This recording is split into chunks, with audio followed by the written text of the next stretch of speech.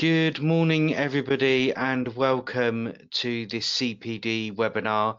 My name's Sam Coulstock, and I'm the Head of Professional Development here at the Institute of Hospitality. And delighted to welcome you all back to our CPD webinar series. We've had a couple of months off for the summer, but we're back here in talking about a really important subject around diversity, equity, inclusion, and belonging. And I'll be referring to that as DEIB as we go through. So otherwise, if I say that every time we're talking about that's the subject, we'll be here till next September. So we'll be calling it DEIB going forward.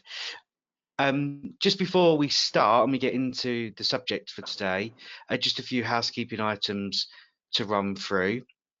We do encourage you to ask questions to our panel, and we want to make them work. So please ask some really good questions.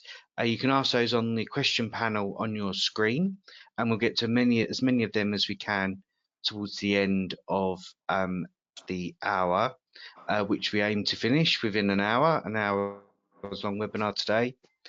Remember that you can use today's webinar towards your CPD hours. As part of the Institute's professional standards, we require members to do a minimum of 30 hours of CPD a year, and this hour that we're going to spend together today counts towards that. So record this hour in your members' dashboard. And today's webinar will be filmed and placed on our on-demand channel on the Institute's website, and so you can watch this back as and when you need it. So without further ado, let's introduce our panel. Each panel member will introduce themselves, where they're from, and tell us one thing about why they said I'm in to the IoH. So let's start, as I can see it on my screen, let's start with yourself, Mary, please. Thank you, Sam. Thank you for having me. It's great to be here with everyone this morning. My name is Mary Enyolu, and I'm the CEO and founder of Candor Academy. We are a training and development company helping organizations and individuals realize their highest purpose and potential, and helping them increase productivity and their profits through our bespoke coaching and training solutions. I said I'm in because hospitality industry is one that is really dear to my heart, to be honest. I mean, it's intertwined in all of our lives. If the hospitality industry was not around, I don't know what we would all do. I think sometimes we take it for granted, but it's just there, you know, it's just there 24/7. So yeah, that's the reason I'm all in. Brilliant, thank you, Mary. And Gemma, if I could come to you next, please. Hi everyone, I'm Gemma Cadden. I am the head of people at HIT Training. I previously worked in HR within the hospitality sector, so I'm very passionate about the hospitality sector as well. The reason that I said I'm in to IoH, as well as what I've just said, is the fantastic tools and resources available for continuous development. For me, especially the webinars and the podcasts and networking opportunities to keep me up to date with what's happening in the world of hospitality. Brilliant, thank you, Gemma. And May, if I could come to you. So my name is May Umayam. So I'm currently a meetings and events coordinator at London Hilton Park Lane, also a current member of the Youth Council. I said I'm in to Institute of Hospitality because from the age of 16, hospitality industry has really helped me develop as a person, and as a person who's still in this very industry, I'd like to be that person who stands tall and really say that hospitality industry is something that's not just a part-time job, but it's also a career. So yeah, and I love that the Institute of Hospitality stands that ground and also provides us opportunities and tools to be able to help out in this underrated industry that we have. Excellent, brilliant. Thank you, May. And Can, if I could come to you last but not least. Good morning, all. My name is Kan Ku. I'm the director and partner of Cosmo Restaurant Group, and I have been in the industry for the past 38 years. And the reason I'm in is very much, in my blood and, in my heart.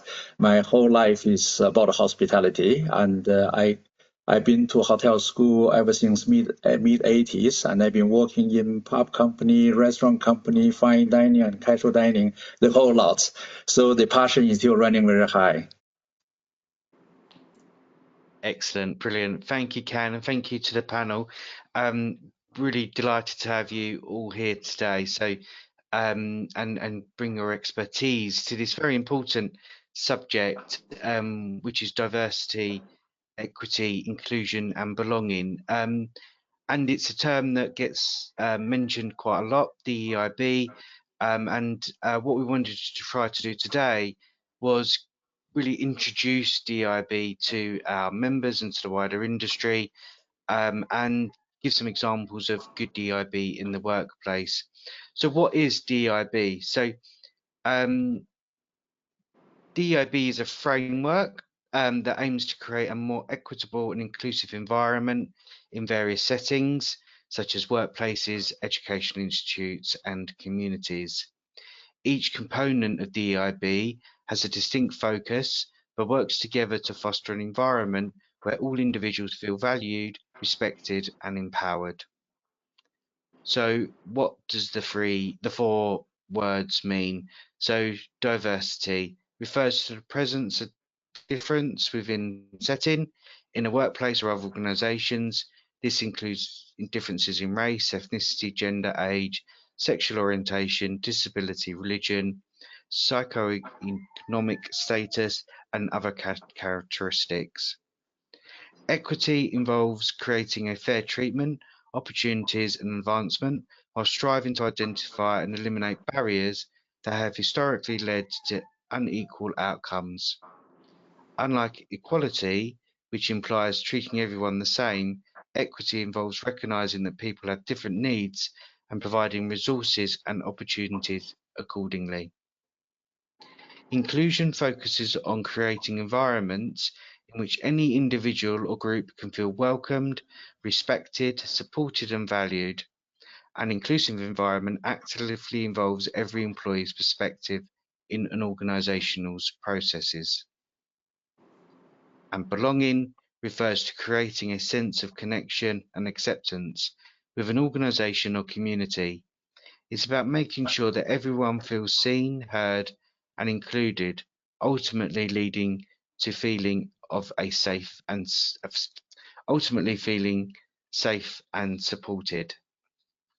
So hopefully, let's give a bit of an introduction into DEIB and sort of like the headings under each characteristic, each heading there. But what I think we would like to do is try to expand that. So it's very, very good in theory, but what does that look like in practice? So Mary, I'm going to come to you first, if that's okay, and just ask you, why is DEIB important? Thank you, Sam, and that's a really good question, because, like you said, it's been around for a while, and we're still talking about it. Why do we keep talking about it? Why is it important? There's several reasons. One, I like to start with the fact that it's about people. Yes, there's the business case for it, and I'll come to that in a moment. But first and foremost, for me, DEIB is about people. It's about all of us, right? So people matter. Everything we do is about people, and particularly in the hospitality industry, what we do is about people. We're there to make people feel comfortable, to help people have a good time, whatever it is that they're doing. But every company is about people, and that's what DEIB is about. That's why it's important. It's about helping people be the best they can be in whatever environment they're in. And so diversity, like you said, encompasses different personality styles, different races, different cultures, different backgrounds. And when they come together, how do you ensure that everyone is given the opportunity to thrive in that space and to be the best that they can be? So giving people the opportunity to be the best they can be is a good thing, because it's about people. That's the one thing. But the other thing, like I said, there's a business case for it as well. There's several reviews, studies that show that organizations that actually take DEIB seriously and don't just treat it as a tick box exercise, they actually do get financial benefits from it. There's several reports. The McGregor report, for instance, says that the value of actually creating that space where everybody can participate. He was particularly referring to the Black and minority ethnic group. He said it's 24 billion a year that we could benefit from, which is 1.3% of the GDP. So that is huge. The McKinsey report 2015 says that companies that actually create space and embrace diversity and inclusion, they perform they're likely to perform 33% over the financial returns for their particular industry. So, and there's several reports as well that say, you know, organizations that have women in positions of leadership perform better. So there are all these reports telling us the same thing, that where you create space where there's opportunity for different kinds of people from different backgrounds, different experiences, different personalities to share their views and to be a part of the organization, you actually benefit. And I don't think that should come as a surprise to anyone, because otherwise what you will have is what they call class thinking, where everybody's thinking the same, acting the same. We're in a diverse world, you know, and with technology, we all say we live in a global village, isn't it? And that's so true. So the way that you can actually connect with your clients, your customers, is by having a diverse workforce. So apart from the fact that it's a good thing to do because you're helping people realize their potential, it's also good for business. So I'm going to stop there for now. But those are those are two powerful reasons why we have to take it seriously, really. Yeah, that's really good, Mary. Thank you. And I think, setting out some of those statistics and research at the beginning is really useful way of us understanding the depth and breadth of the opportunity that we've got there in the DEIB space. You mentioned a lot about people. So Gemma, if I come to you as head of people at HIT Training, why is DEIB important for you and HIT Training? So thanks, Sam. I absolutely reiterate what Mary said. It is all about the people, and people are the most important part of any business. And ensuring that people feel valued and respected and being able to support their well-being is not only the right thing to do, and surely we would all want to do that, but actually it then has positive impact on businesses and organizations. And I think you can look back and that there are structural inequalities out there, there are social injustices. So we have a sense of responsibility to be able to support those people that perhaps were not given equal opportunities earlier on, and provide them with those opportunities to make sure that it is equitable and that they are able to thrive within the working environment. Yeah, absolutely, Gemma. That's, it, and I think if I come to you, just following on what Gemma has said there, that you're an experienced hospitality fellow at the Institute, but also experienced in your career. How have you seen DEIB change over the years and now become more important? I think the industry has addressed the issue quite well, and we are gradually opening up to sort of more sort of people from different backgrounds. And I remember one of our restaurants in Midlands, so we had a head count among the 70 staff. We had 30 different nationalities there, and it's very much our restaurants group called Cosmo is a Cosmo by name and cosmopolitan by nature. So DEIB is so important for our for our business, because we are looking at the world kitchen. It's literally run by the people from all over the globe, and that's why I say this diversity and inclusion is so important for hospitality. Yeah, absolutely, brilliant. Thanks, Can. And May, as a future leader of our industry, no pressure, but why is from a youth council's point of view, from young people's point of view, your colleagues, your network of people, why is DEIB important to them? Well, for me, I think DEIB is, because when I was reading into this topic, there was DEI originally, and then belonging became part of the framework. And then when I was reading into the part of the belonging part, is that you can only actually reach belonging if you've actually been able to achieve diversity, equity, and inclusion. So it's basically like a result from the inclusion and all the things you've done, and that's when a person feels belonged. So as a part of the youth council, like as future leader of this industry, well, it's it's more on the things that this industry is offering you. You know, do you feel like you are, do you feel like you have opportunities to actually succeed in this industry? You know, like being given a chance to be part of the youth council, that's already says so much. You know, having the tools in the Institute of Hospitality, the IoH, to, you know, to read on the library, like to be able to find new jobs. You know, someone may not be able to have the confidence to actually seek it themselves, but having an IoH, like having a kind of organization that will help you, that already says so much. And being part of the youth council, it's only a new thing actually. It's only 2 years old, I believe, this youth council. And I'm already 1 year old in this little organization, well, this council. So it's saying so much that we are creating awareness that the young leaders are still kind of, you know, they're still a minority. So as part of like the, you know, the age brackets and like the younger brackets, like we have to actually create awareness to be able to be part of that belonging. So yeah, so I think DEIB is really it's really more of an awareness rather than just a framework. Yeah, yeah.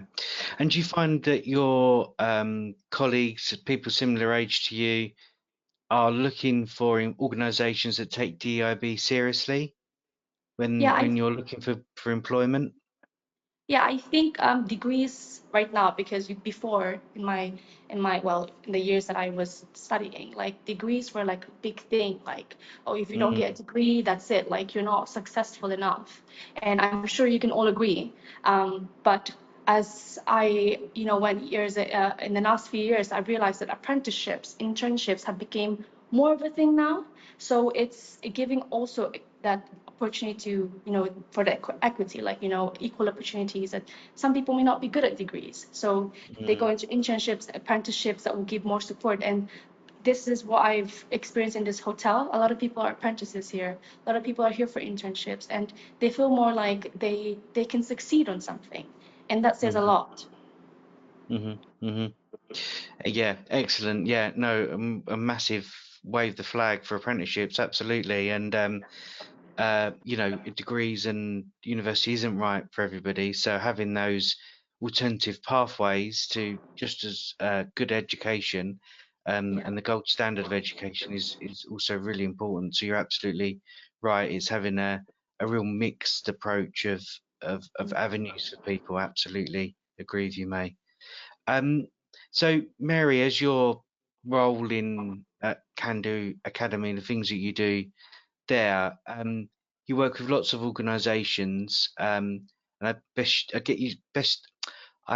bet you see a lot of different practices of DEIB out and about there. So how can organisations implement a DEIB policy on a more anybody can write a policy and stick it in an online library, and I hope everyone will read it and follow it. But how do we actually implement those DEIB? What's some of the good practices that we've seen?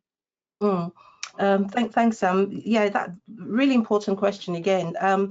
There are 3 words we start with when we go into an organization that we get the company to start to think about, and that's awareness, respect, and empathy. And I think those are 3 words that really are core to laying the foundation to creating the DEIB policy. So awareness in the sense of where are we as an organization? Where are we? You know, how well are we doing? How far have we come? What do we want to accomplish? And we often encourage organizations to have surveys carried out. So the survey will give you a clear idea of where you are, you know, because often leadership might be thinking one thing when the reality might be different. But not just awareness as to where we are as an organization, but also raising awareness for the individuals. So you talked about good practice. Creating spaces for conversation should never be undermined or overlooked or underrated. It's so powerful. So there's an organization that they run what they call storytelling sessions. So I mentioned awareness, respect, and empathy, and just creating an opportunity for people to tell their stories and inviting maybe the senior leadership to that space. And so we're not teaching, we're not training, we're just creating opportunity for awareness, for raised awareness, for empathy, to get to know people, And so just creating opportunity for people to tell their stories. So storytelling is one powerful way that you can raise that awareness in a sort of non-confrontational, non-judgmental manner. And then just having members of staff, particularly leadership, coming in, hearing people's stories, or maybe how they migrated to the country, the struggles they've had to get them where they are. It starts to build that empathy, and you start to understand people more. Because what we found is a huge problem with the DEIB implementation is a lack of understanding. And people generally fear what they don't understand. So when you don't understand, you just want to, it's easier to just stay away from the topic completely, right? Let me not mess it up. Let me not say the wrong thing. Let me not do the wrong thing. So let me not do anything. But when you come from this place of, okay, let's just talk about empathy, awareness, and respect. Everybody appreciates empathy. Everybody understands respect. So it kind of shifts the focus away from a framework even, or policies or whatever, to people. It's about people, right? So yeah, doing the storytelling sessions we found really, really helpful. But also having employee resource groups, we found that really helps, because again, that kind of breaks down the whole, because DEIB, when people think about it, it just seems like it's so much, you know, there's the language, there's the communication piece, there's all of this. But having employee resource groups really helps break it down for your organization, so you know what's important in your organization to be focusing on. Something we use when we do training, and then I'll keep quiet, is we use we use a framework called PCIHO, pioneers, influencers, champions, hesitators, and obstructors. And we say in every organization, every single person will fall within one of those roles. So you may have a pioneer who wants this DEIB to be implemented. You may have champions who are willing to champion the cause. You will have influencers who are willing to light those fires and have those conversations by the tea station, right? And then you will have hesitators who are hesitating. They really don't want to put their all in it. And very often you find that the hesitators are those who are affected by DEIB, so those in the protected classes, because they've been there before, they've done that, they've bought the t-shirt, nothing ever changes as far as they're concerned, so they might hesitate. And then you've got downright obstructors. But helping people self-identify, we find really powerful, because when you're trying to tell someone this is who you are, this is who you should be, you will meet with resistance.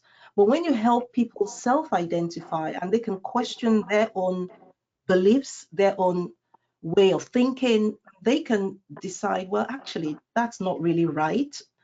How about just moving from hesitator to, or from obstructor to hesitator? So what I'm trying to say is helping people identify where they are, because it's one thing to deliver training, but training does not really shift beliefs, and it's beliefs that drive behaviors.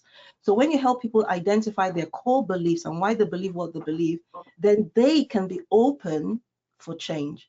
So those are three things I think would really help any organization that really wants to create change in their culture. Absolutely. And lots of that, what you're talking about, Mary, comes down to education, doesn't it? It's all about educating people. It's not about having a policy on a shelf and expecting it to be read and followed. Whilst that's important, it's how we actually implement it, and education is always something to fly the flag on there. What do you do at Cosmo to celebrate DEIB and implement it at Cosmo restaurants?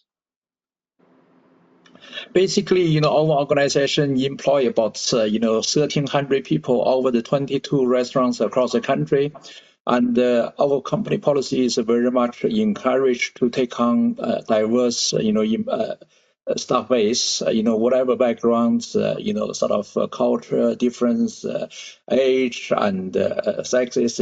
Basically we are, sort of having all different walk of life, and we do encourage to blend in the cultures, within the team. And we do organize, staff functions and, sort of bonding parties from time to time. And probably you have seen from my postings, every year we have so many different parties. We celebrate Chinese New Year, we celebrate Diwali, we celebrate the Japanese festives. So, that is what brings the team together. And I remember when we did our 20th anniversary, we had, sort of televised celebration. So all the restaurants will be able to probably close for about an hour, just having a virtual sort of a drink together, having the sense of belonging. And that is how we bring the big family together. There are so many different nationalities within the organization. We also go to think of the language skills and everything else. We also provide training courses for them to improve their understandings, particularly for the kitchen team. Sometimes we have the Eastern Timors coming along. They have limited English and study with a sign language. Then we have 3 weeks intensive training course for them to improve their language skill. And then, they're gradually settling into the family. They feel they belong to the organization. So it's very much, also it's, huge organization, but it's, very close-knit family. Yeah, absolutely can. And there's one thing I've certainly learned about you over the years is you do like a party. So Yes. I think that's one way of definitely making everybody, feel included. Absolutely. So Gemma, if I come to you next, I mean, what do you do at HIT to celebrate DEIB within your organisation? Some of the things you might have implemented over the years. Sure. So as a training provider and apprenticeship provider, we implement DEIB into everything we do, both with our learners and with our employees. So one of the things, like a really good starting point, is that of the British values, which we implement throughout all of our apprenticeship, not just our inclusion in leadership. So all of them, and that's when we're looking at the things such as democracy, so freedom and equality for everybody, the rule of law, providing a happy, safe and secure environment for everybody, and respecting other people's beliefs and values, even when they're different to your own, and the individual liberty, so protection of individual rights. We've got lots of initiatives within our organisation. We have an inclusion ambassadors group that work together, and they go off into smaller groups to look at particular areas of things that we can implement and celebrate. An example of that is around flexible working. So whilst it's an inclusive entitlement for everybody, particularly helps people such as parents, caregivers, people with neurodiversity or mental health, where they're able to adapt their hours and work to suit them and their needs. With flexibility also, one example is we offer flexible bank holidays. So if our standard bank holidays don't fit with cultural or religious needs, then people are able to swap those out for more relevant dates.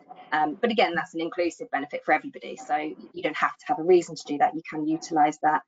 And I'll give just one more example, because I won't go through the whole list of everything that we do. No, this is good. It's good. But mental health is so important. We know that burnout figures are really high, and there's been so much change with people working from home, that we're used to being in environments that were more sociable. And the hospitality industry itself, it's hard work. It's people that work in hospitality, they do an incredible job. They're often out there, smiles on their faces, but it's full on. So mental health is real paramount. So we offer mental health first aiders within the workplace. That's internally that people can speak to, be supported for however long is necessary for them. We have an employee assistance program, so there's people they can talk to externally, as well as mental health helplines and 24/7 GP access. But some of the things we do internally is we have mental health virtual cafes. So we've got people, we're all out and about all over the place, all over the country. So it gives us an opportunity to get together and meet, and we'll talk about a particular topic. And it could be stress, it could be burnout. There'll be lots of tips on well-being. We're currently doing a steps challenge. So again, just supporting that well-being of staff. We can all go onto an app together. It's not a competition. It's just about improving our getting outside, our exercise, and being able to talk to each other and send pictures of where they're going for in the morning before work or whatever it might be. So there's lots and lots of things that we do, and we continuously implement things by listening to our people. As Mary said earlier, having those surveys, giving people the opportunity to talk and let us know what will be beneficial for them, or certainly if there are any issues, then we're able to deal with them. We have an external whistleblowing helpline and website. So if somebody wasn't comfortable talking internally, any issues with DEIB can be addressed externally as well as internally. No, that's really good. Some really good examples, Gemma. I love that. And you know, it's good to hear that big organisations like yourselves are taking it so seriously and have the resources, I guess, to do it. And I think what's really nice about the hospitality industry that there are things that are there for everybody as well. So last weekend was the hospitality festival, great way. Walk for Wellbeing coming up. So if you're not, if your own organisation doesn't do it, there are other things that you can get involved with that sort of like do that sort of things that you're doing, sort of like from a big organisational point of view as well. So yeah, there's lots of resources out there. Sorry to jump in. Just wanted to reiterate the importance of not muting your people. When Gemma was talking about this this opportunity to be able to raise concerns externally, if you feel confident, because psychological safety is so important to build an environment of trust within an organization. So creating, having avenues where people can actually express what's really going on, because sometimes people don't want to say anything because they feel maybe it'll get them into trouble or all that. But some organizations have apps where you can report things anonymously, and it's well worth investing in, because if you're really serious about knowing where your people really are and what's going on, then you want to create opportunity for them to express themselves and not feel muted. So yeah, I just wanted to just chip that in, the importance of creating an environment of trust. I think with DEIB sometimes you can give voice to certain groups while inadvertently muting other groups, because people don't want to be seen to be against the norm or the trend. But every voice is important. So giving a platform where people can express what's going on, what experiences they're having in the organization anonymously, I think is really powerful. Yeah, no, absolutely.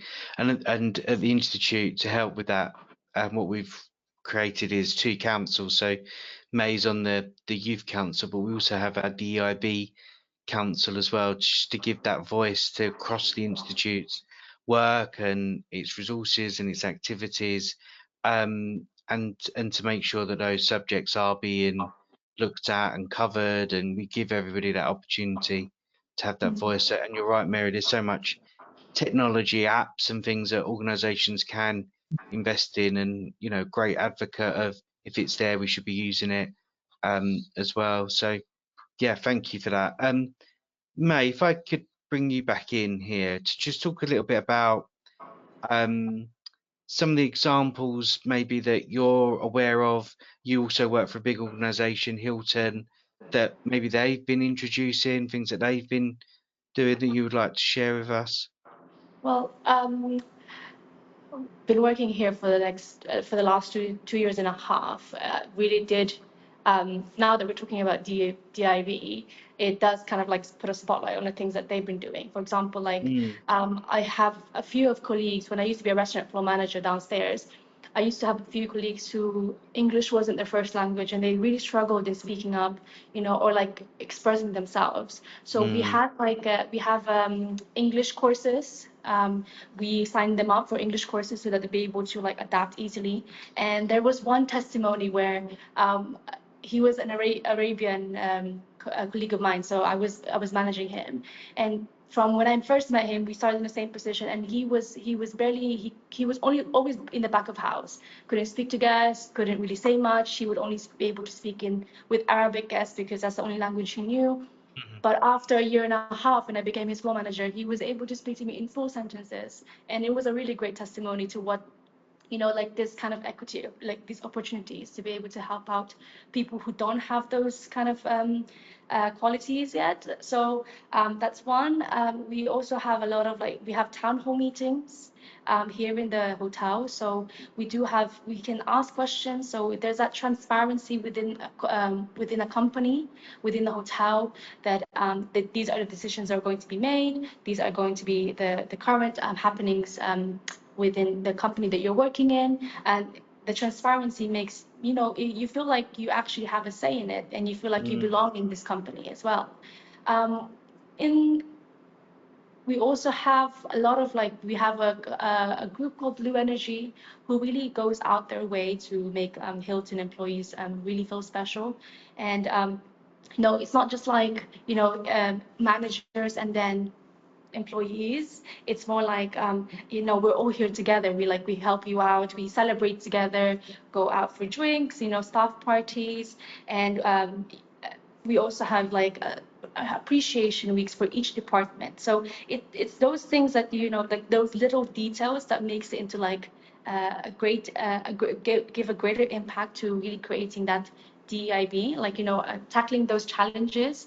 I mean, I wouldn't say that this it's never going to be non-existing. There are always going to be challenges, but those little steps really do help make change. And yeah, I do love what you said about the youth council. And just to point out, the youth council we have different ethnicity. We all came from different cultures, ethnicity, and it really stands ground. You're not just one one group of ethnicity. We all came from different cultures, different backgrounds, different hotels or different companies. So the fact that we have that group to to really say that we are diverse and we can belong even if you're different. And our aim is to make sure that the future leaders would also feel like they have a space, a pedestal, in this industry, which is very big. So so youth council is only one of the few steps that the IoH is taking forward. So hopefully there will be more, and it will be a bigger changes as well, but we'll take it step by step. Yeah, no, that's great, brilliant. Yeah, some really good insights there, May. Thank you. And so if just to remind everybody as well that please do send in some questions to the panel. Some really tough ones would be good. Get their brains working. That would be really good. So please send them in. But whilst people are doing that, there's a lot of information out there, Mary, isn't there, about DEIB. Some of it can be trusted, and some of it's probably can't be. So what I'm just going to do is just go around to you all and signpost us to some resources that you would recommend people look at, and then I've got some as well to share at the end. So Mary, I think you've got some useful information that you can share with everybody. Yeah, I think it's a good idea to start with a plan, creating a plan. And we have a downloadable guide, 6-step guide to creating a diversity and inclusion plan. It's on our website, which is candoacademy.net, candoacademy.net. And if you go to the resource page and just scroll down, there are downloadable resources there, and you can download that and use it basically. Yeah. Brilliant. And is there a charge to that? No, it's absolutely free. It's absolutely free. It's just something to get you started and address your mind to the things to think about. It's a step-by-step thing that will help you if you want to create a plan. Brilliant. That's really useful. Thank you, Mary. Gemma, do you have any resources that you would recommend us look at?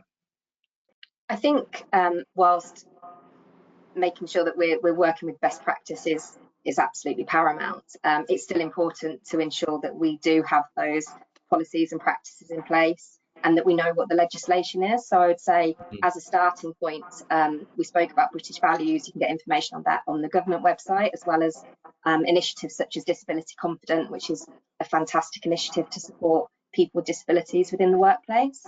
And then two possibly obvious ones would be the CIPD website and ACAS to guide around those real underlining starting points of what your policies and procedures need to be, and what you need to do to protect your employees and keep them safe within the workplace.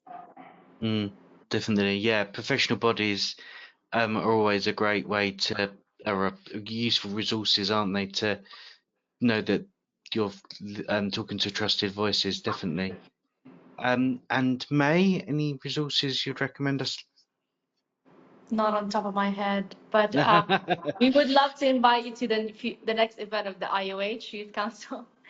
Well, we could also feel more you know, like you can start getting connecting with more leaders of the youth of the hospitality industry, but none from me. Sorry.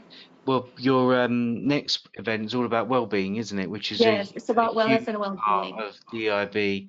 Yeah, Gemma was talking about mental health first aiders earlier, absolutely. And the Institute's partnered with Mind and Hospitality Action to provide resources for our members in that space. So it's great to see the Youth Yes. Council taking that on and doing an event around well-being. It's really big in our industry, so that's a really good thing to look out for. We'd love to have you Um, there. absolutely, of course. Yeah, book your tickets quick. You had your 10-second advert. And Can? Yes, apart from the government agencies and their guidelines on the websites, we use a private consultancy firm in Manchester. Probably you guys heard of Peninsula. You know, they are pretty good, for employment as well as the DEIB policies, and we consult them on a regular basis. And probably it will cost sort of a bit of money, but on the other hand, you really worth it because they provide up-to-date information, and furthermore, they're working with hospitality industry very very closely. Excellent, brilliant. That's great, Cam. Thank you. So just a few things from the Institute's point of view around DEIB.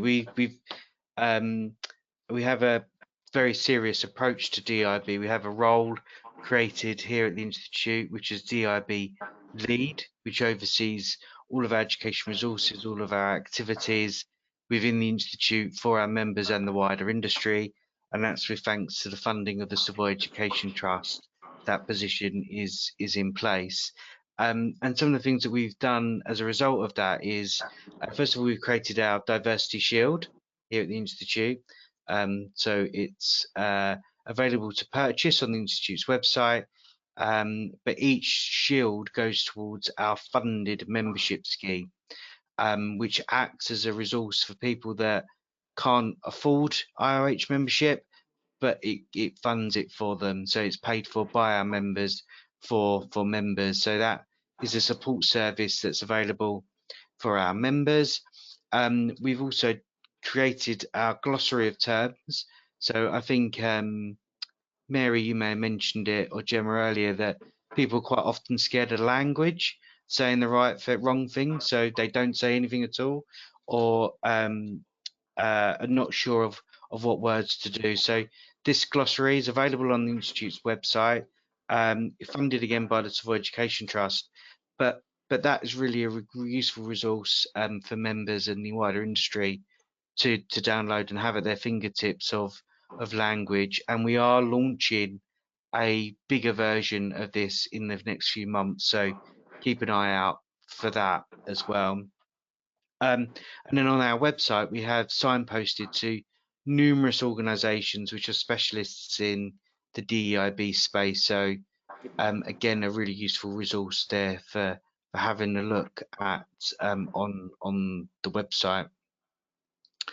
So that's really useful. So let's just have a look at some of the questions that we've received. So one of them here, who's anonymous, has said, if we was to implement a DEIB strategy within our organisation, what would be one of the first things that we would do? Who would like to tackle that? Go on, I'm Mary. happy You to. look like you're about to Yeah, I'm jump happy in, to, and then I'll come to I'm Gemma. happy to jump in. Yes, I think I mentioned it earlier. We always advise the first thing to do is to switch on the light, as we say. So do a survey so you know exactly where you are. And then you see how far away from where you want to go you are. And then the other thing, before you start to even consider training, it's important that you really know where you are. That will help you as an organization to know where you are in terms of how diverse is your board, how diverse is your team, right? And what do you want to see? What are the changes you want to make? And then it will also help you be aware of how your people are seeing it. So what are their views? Do they feel safe? Do they feel empowered? Because inclusion, diversity and inclusion, like Sam, you said at the start, they're two different things. It's one thing to invite someone to the party, it's another thing to invite them to dance, right? It's one thing to invite someone to the table, but if they're at the table but they don't feel like they have a voice at the table, then it's almost pointless. So doing that survey anonymously, I would say, because if it's not anonymous, people are not going to be honest. Some will not even complete it. So doing the survey, I say, is the starting point, and then you can create a plan following that. Then you can see the gaps, you can see where work needs to be done, and then bring someone like me in, obviously, to help you out. Obviously, Mary. No, that's really good. That's some really good, you know, easy things to follow. Gemma, did you have anything to add to that? Yes, I think just probably a little bit of detail regarding what Mary said. So it's absolutely about gathering that information at the beginning. So a survey is perfect because it gives every single person the opportunity to have a voice, and you can gather that. But there's lots of things that you can look at. You can look at exit interview data. You can look at your DEI statistics if you take them, if you gather those on recruitment and throughout, and things such as pay gap analysis, so gender pay, but also if you can get the data on other areas, so ethnicity pay gap and disability pay gap, all of those things, and gather all of that information together and analyze that, and then think about where you want to be, how you can get there, whether you are utilising external agencies to support with that for the training and development, and really think about your end goals. What is it that you're trying to achieve, and how are you going to get there? And really there is no end goal, because it will always be a continuous process that you need to be working on, but you need to be thinking about how you embed it, how you get the stakeholders involved, how you communicate, because a bit like you were saying earlier about the policies and procedures, it's one thing to have a strategy, but actually you need to really be thinking, how am I going to keep this alive and embed it within the organisation? Yeah, brilliant advice. Thanks, Gemma. We have another question, again anonymous, but they have said, so I really believe in DEIB, but I struggle with some of my colleagues who think this is just woke nonsense. What would you do? What advice do you have to help me overcome this attitude? I think that's probably a bit of a common challenge people face. Is anybody? I think one of the really important things to do is back to what Mary said earlier about storytelling. So if you have got people within your organisation that can tell their story and really bring to life why this is so important, then that would really be helpful. If you don't have people that are willing to share their stories or don't have those stories, there are lots of resources you can look at, even things like YouTube, to be able to share people TED Talks, to share people's experience and stories. So it's not just words on a piece of paper or a strategy or a policy, it's actually real life. These are the experiences that people have had, and this is why it's so important, and this is what we need to do about it.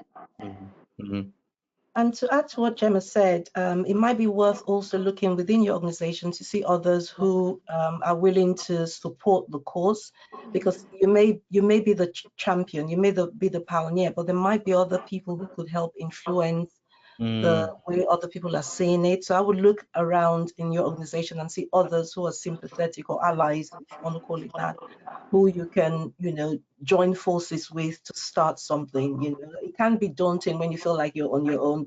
Chances are you're not. So I would say find those that you can bring on as allies that can help you with whatever course you want to start. Absolutely, and just to add to that, I think there's also partnering with external organisations such as Mary's Academy, but we at HIT Training, we partner with the Multicultural Apprenticeship Alliance. So they promote social mobility, DEIB, throughout apprenticeships and workplaces. So their mission is to connect underrepresented people with those workplaces and apprenticeship providers who have those same values. So sometimes it might be about partnering externally and having that external help to drive your mission within the organisation. Yeah, 100%. Totally. Great advice. Thank you. May and Can, anything from you guys on that? Yes, one of the personal experiences, I believe the top ranking personnel in the organization need to have a belief in the DEIB, because they are the people who will be able to cascading it down to the workforce and passing the probably the company policy to each individual staff. Just like what Jeba has said, the stakeholders should be taking a true belief in it. And in our organization, our CEO is Italian and our COO is a South African, and obviously our head of operation is the English lady. So we have a good selection of different diverse background, and they are the people actually making things happening. They go to the units, they go to the field, and telling the staff they should have a true belief in the DEIB. That's why I think fingers crossed we are doing really well in passing the policy and passing the belief into the staff's hearts. Yeah, no, that's great. Couldn't say May? anything. Yeah. Was you going to I'm jump in? speechless. Sorry. I feel like I'm learning so much from the panelists. Well, that's what today's all about. It's all about learning. Oh my God. Cool. Yeah, thank you. Brilliant. Well, that's all the questions. So that brings us to the end of today's webinar, and we are good on time. So that's really good. So it's just all that's left for me to do is thank our panel for today. Mary, Gemma, May and Can, you've been absolutely amazing. Thank you for your insights, your expertise, and your time today, but also in preparing for today. There's a lot of work that goes on in the background to bring this webinar to you all. So a big thank you to you all for being here today and for your time leading up to this webinar. And just to remind everybody that's watching that you can use this hour as a CPD hour in your members dashboard. So remember to update that. And just before we go, just a reminder of the next couple of IoH events. The feed really on to what we're talking about today. So we have a webinar with Plan Day on the 17th of September, all around how to create a happier workforce within the hospitality industry. Our IoH Southeast region have a webinar about a caring and rewarding career in public sector catering on the 20th of September. And then our next in-person Above and Beyond event will be on the 23rd of September at the Bath Spa Hotel. So beautiful location. So that's it from today. I hope you've all managed to learn something and take away some pointers from today. Have a lovely rest of your soon-to-be afternoon, and we look forward to seeing you all again soon. Take care. Bye-bye. Thank you, Sam. Thank you. Thank Everyone. you. Bye bye. Bye-bye. Bye-bye, everyone.